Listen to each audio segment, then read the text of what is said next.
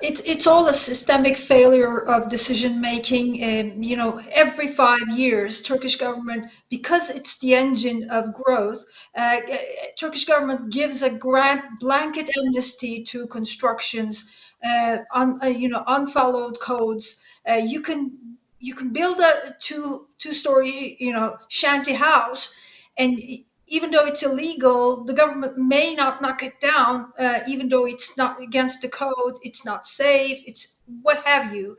It's both, basically. Turkish politics have been tied to construction business and housing for so long. And this was the biggest price that Turkish decision makers had to pay this time. As Yaksan just said, the rubble is just everyone that goes there comes back with the face masks. They're coughing badly. It's humongous toll on people's health that we're just feeling right now.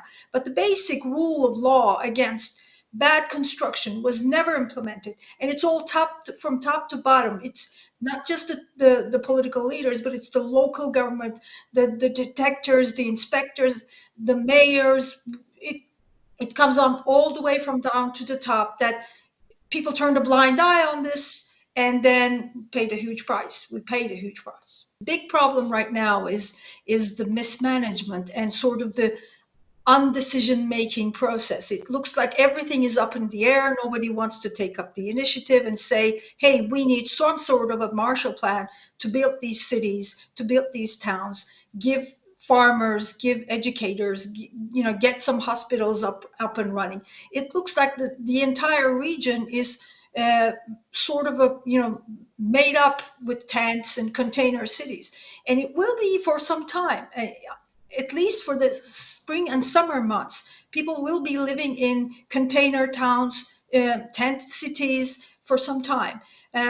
But because of this, the magnitude of the earthquake, the massive toll, human and financial toll of the whole thing, we believe it will come to haunt the governing party, the AK Party, and President Erdogan's party with some sort of a payback.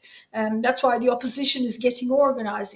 It's not just something political now. It looks like a whole movement of solidarity to build that region bottom up, whether it's the current government or the one that's going to be built after the elections.